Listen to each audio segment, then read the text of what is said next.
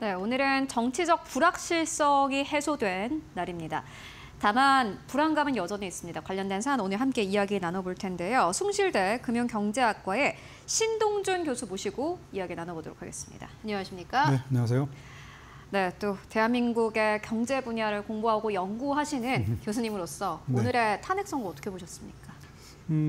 방금 말씀해 주신 대로 일단 정치적인 불확실성이 해소가 되었으니 사실 지금부터는 좀 금융시장이 조금은 좀 안정이 되고 그러니까 우리나라의 국내적인 것보다 지금 사실 그렇죠. 밖에 네. 한국 밖에 이슈가 훨씬 더 크게 있지 않습니까? 그렇죠. 그 부분에 대한 좀 고민을 제대로 하는 계기가 됐으면 좋겠습니다. 또 아마 선거를 치르는 과정에서 또다시 조금 정치적으로 좀 그렇죠. 분열되는 네. 모습들이 걱정이 되긴 합니다만 그 과정에서 뭐 양당의 후보들이 여러 정당의 후보들이 좋은 대응책에 대한 고민을 좀 많이 국민들에게 좀 내서 그렇죠. 좀 안심할 수 있도록 해주셨으면 좋겠습니다.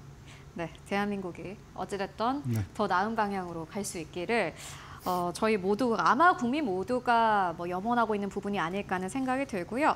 경제 쪽 조금 더 짚고 가도록 하겠습니다. 사실 미국이 이제 문제인 것은 관세 전쟁 때문이지 않습니까? 그렇죠. 경기 침체에 대한 우려감도 좀 커지고 있는 상황이고요. 지금 이 상황을 볼 만한 관전 포인트 이런 것도 네. 어떻게 보고 계십니까? 어제 오늘 미국의 투자은행들이 미국의 경제 성장률 전망 그리고 경기 침체에 대한 그죠. 위험, 확률 이런 것들을 50% 이상으로 올리고 있어요. 그러니까 경기 침체 가능성이 반 이상으로 올라갔다라는 거죠.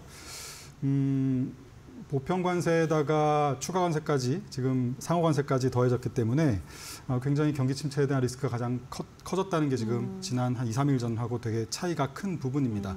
좀 특이한 거는 원래는 관세를 부과하거나 경기가 침체가 되면 달러가 강해져야 되거든요. 그죠. 네. 그렇죠. 근데 어제 오늘 보시면 달러가 약세를 보이고 있고 뚜렷하게 그리고 지난 1분기 내내 사실 달러는 한 4% 정도 약세였습니다. 거기다가 지금 4월 들어서 또 약세를 가고 있으니까 좀 이례적인 상황이에요. 그러면 달러가 그렇게 관세를 부과한 만큼 달러 가치가 상승하지 않는다면 그만큼은 사실 그 달러가 약세라는 얘기는 기업들이 조금 더 비싼 가격에 수입을 해와야 된다는 뜻이거든요. 그죠. 그러면 소비자들에게 비싼 가격에 전가를 하던가 아니면 기업들이 떠안고 비용을 감수하면서 좀 그대로 팔든가 이제 둘 중에 하나가 돼야 되는데 지금 만약에 가격을 소비자들에게 전가한다면 소비자들의 실질 소득 혹은 실질 소비가 감소하겠죠. 그죠. 네, 그게 이제 미국 경제 전체 중에서 한 3분의 2 정도를 끌고 가고 있는 소비에 대한 리스크를 키우는 일이니까 그 면에서 좀 경기 침체 리스크가 높아졌다라고 하는 것이고 또 하나는 트럼프 대통령이 몇 주 전에 자동차 기업들의 CEO들을 불러놓고 가격 올리지 마라라고 이야기를 했어요.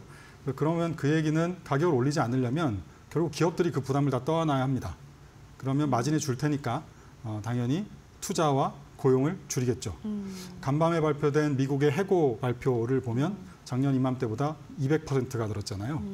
역대 최대 숫자로 지금 해고에 대한 리스크가 커져 있어서 당연히 내 일자리가 없어질지도 모른다고 생각하면 사람들도 많이 위축되겠죠. 그래서 그런 것들이 경기 침체에 대한 리스크를 좀 키우고 있는 그런 상황입니다. 경기 침체에 대한 리스크가 커졌다는 부분이 하나가 있고요. 또 하나의 관전해서 보셔야 될 포인트는 왜 이런 무리한 정책들을 펼치고 있는가라는 거죠. 이거는 좀 재정 적자 때문이라고 보셔야 될 것 같아요. 재정 적자는 사실 하루 이틀 된 이야기는 아닙니다. 오랫동안 우리 이 얘기를 했는데 왜 갑자기 재정 적자 이야기냐라는 거에 대해서는 팬데믹을 거치면서 임계점을 넘어갔다라는 거죠. 사실 빚을 낸 다음에 돈을 갚는 거는 스케줄이 정해져 있어요. 금액도 정해져 있고요. 그렇죠. 네, 그런 상태이기 때문에 이거는 당장 한두 해 뭔가를 한다고 해서 해결할 수 있는 부분이 아닙니다. 트럼프 대통령이나 트럼프 행정부의 이 고위층들의 시각을 보면 기본적으로 달러는 기축통화니까 초과 수요가 항상 있어 왔다. 달러를 가지고 싶어하는. 그래서 달러는 만성적으로 고평가였고 이 고평가인 상황이기 때문에 미국의 제조업이 약해졌다. 그리고 미국의 제조업에 일하던 일자리들을 다 우리가 잃어버렸다. 그래서 무역은 적자고 그 일자리들을 우리가 잃어버린 사람들을 도와주기 위해서 돈을 써야 되니까 재정 지출을 많이 해서 정부는 재정 적자가 급격히 늘었다. 얼마나 늘었냐면 이 재정 적자를 통해서 우리가 이자를 갚는 비용이 작년에 처음으로 군사비보다 많아졌어요. 그죠. 내년 전망을 보면 드디어 이자를 갚는 데 들어가는 비용이 1조 달러 정도 들어갈 거라고 이제 예상이 되고 있습니다. 그렇게 되면 그런 과정에서 우리가 이렇게 힘들게 비용을 지불하면서 달러 시스템 깔아놓고 무역 시스템 만들어 놓고 안보 우산까지 다 씌워주고 있는데 그 시장을 만들어 놓은 시장에서 동맹국들이 와서 돈 벌어갖고 경쟁국은 와서 오히려 더 성장해서 우리의 지금 턱밑까지 위협하고 있다라는 게 지금 미국의 시각인 것 같고요. 그 상태에서 그렇다면 이제는 이 달러 기축통화에 대한 시스템을 유지하는 비용, 우리나라 최대 소비 시장과 무역 시스템을 유지해서 너네들이 돈 벌어가는 데 들어가는 비용, 그리고 안보 우산 씌워주는 비용까지 이제는 분담하자라는 게 기본적인 아이디어예요. 사실 경제학적으로는 별로 매력적이지 않지만 정치적으로는 굉장히 매력적인 스토리 라인이죠. 그래서 지금 트럼프의 일단 지지를 보내고 있는 상황인 거고요. 그 상황에서 지금 어떤 얘기가 나오고 있냐면 그럼 어떻게 분담할 거냐라는 거죠. 그러면 85년도에 지금처럼 달러 가치가 비쌌을 때는 이제 플라자 합의라는 거를 했잖아요. 강제로 통화 가치를 조정시키고 미국은 금리 내리고 독일, 일본은 금리 인상하고. 근데 지금 그럴 수 있는 환경이 아니에요. 그렇죠. 예, 미국이 인플레이션이 아까 달러가 약세로 가고 있기 때문에 경제도 아직은 괜찮고요. 그래서 인플레이션에 대한 리스크가 있는 상황에서 옛날만큼 달러를 약세로 만들 수 있겠는가. 예, 빚을 줄이려면 달러 가치를 떨어뜨려서 내 빚의 가치를 떨어뜨려야 되는 거죠. 그렇죠. 예, 그리고 이자 부담을 낮추려면 금리를 또 낮게 유지해야 그렇죠. 되는 거고요. 예. 근데 지금 두 개가 다 쉽지가 않습니다. 그래서 지금 얘기 나오는 거는 외국인들이 갖고 있는 미국 국채의 이자가 나가고 있으니까 이거를 뭐 100년짜리 이자를 주지 않는 채권으로 강제로 바꾸겠다라는 건데요. 말도 안 되는 얘기 같지만 사실 그 아까 제가 얘기했던 배경을 살펴보면 그렇죠. 만약에 한국 정부를 테이블에 앉혀놓고 너네들 한국이 갖고 있는 외환보유고 중에서 미국 국채를 100년짜리 무이자 국채로 바꿀래? 아니면 관세를 100% 맞을래? 아니면 미군을 뺄까? 혹은 미군 비용 니네가 거의 다 될래? 라고 협상했을 때 과연 우리가 어디까지 얻어내고 어디까지 네. 내줘야 될 것인지에 대한 고민을 정말 정책들을 잘 살펴봐야 될 것 같습니다. 이 100년 만기 국채라는 건 사실 얼토당토하는 얘기 같지만 우리가 많이 보던 그림이에요. 왜냐하면 기업들이 부실화되거나 이제 부도가 날 가능성이 높아지게 되면 파산하기 직전까지 가면 대부분은 채권자들이 돈 빌려준 사람들이 모여서 채무 조정을 합니다. 채무 조정의 제1번은 자 지금부터 한 3년, 뭐 5년 이자 갚지 마. 근데 힘드니까 대신 이자를 갚는 건 면제해 줄 테니 그동안 열심히 돈을 벌어서 나중에 원금이라도 갚아. 혹은 원금과 이자를 갚아. 뭐 이거잖아요. 지금 미국이 딱 그런 상황이거든요. 미국 경제가 쉽지 않으니 이자 당분간 안 낼게. 대신 너네들이 필요한 급전 달러는 연준 통해서 빌려줄게. 대신 그 이자는 또 내야죠 우리가. 지금 그런 상황으로 가고 있어서 조금 겉으로 나타나는 아주 워딩은 되게 자극적이고 비경제학적으로 보입니다만 그 밑단에 깔려 있는 여러 가지 논리의 흐름을 보면 충분히 다른 변형된 형태로 관세나 안보를 레버리지해서 우리에게 비용을 그들의 재정 부담을 줄이기 위해서 우리가 군사비를 더 내든가 관세를 통해서 그쪽에 돈을 더 보내든가. 말 그대로 협상을 굉장히 잘한다라는 맞습니다. 생각이 드는데. 아, 그래요?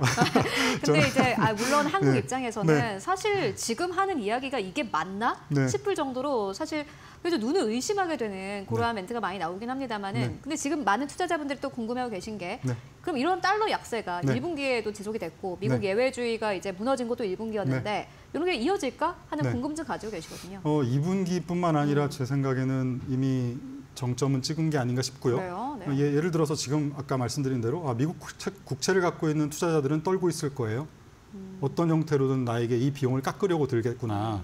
라는 생각을 하면 안 가지고 있고 싶어 하죠. 이미 러시아가 그걸 겪었고 중국이 최근에 겪고 있는 상태라 그렇죠. 네. 미국 국채 보유를 많이 줄였죠. 그러면 투자자들은 당연히 미국 국채를 보유하는 데 들어가는 가만히 있어도 생기는 위험에 대한 보상을 요구합니다. 그게 금리죠. 높은 금리를 요구할 거예요. 2분기까지는 다행히 미국이 부채한도 협상 때문에 국채 발행이 별로 없습니다.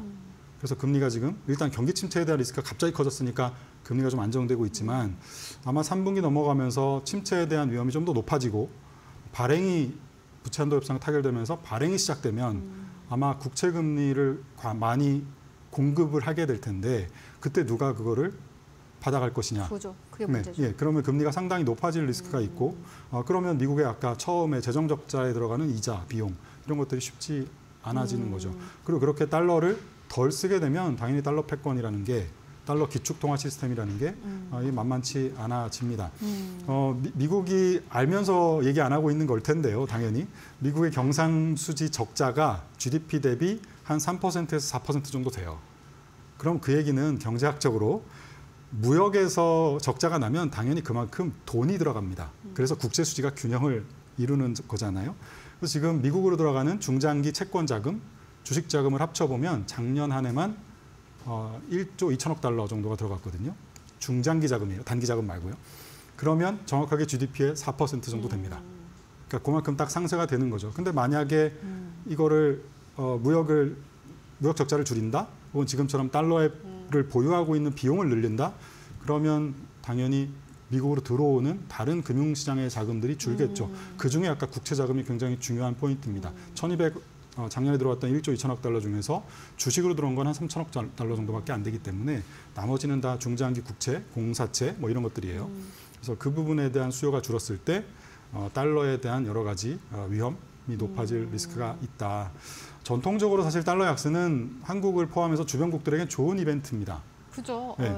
경제가 너무 좋으면 미국 밖의 경제가 훨씬 더 이 성장률이 높기 때문에 밖으로 돈이 나가면서 달러가 약세되고 워낙 뭐 그죠. 이런 다른 나라 통화가 강해지면서 주식시장이 좋은데 지금은 그거와는 좀 다른 상황이라서 상대적인 수혜가 조금 있긴 합니다만 왜냐하면 이미 유럽이나 일본 혹은 우리나라 입장에서 미국에 투자했던 자금이 주가도 뭐 M7 평균 뭐 거의 15% 16% 그죠. 어제까지 합치면 거의 20% 이상 하락했죠.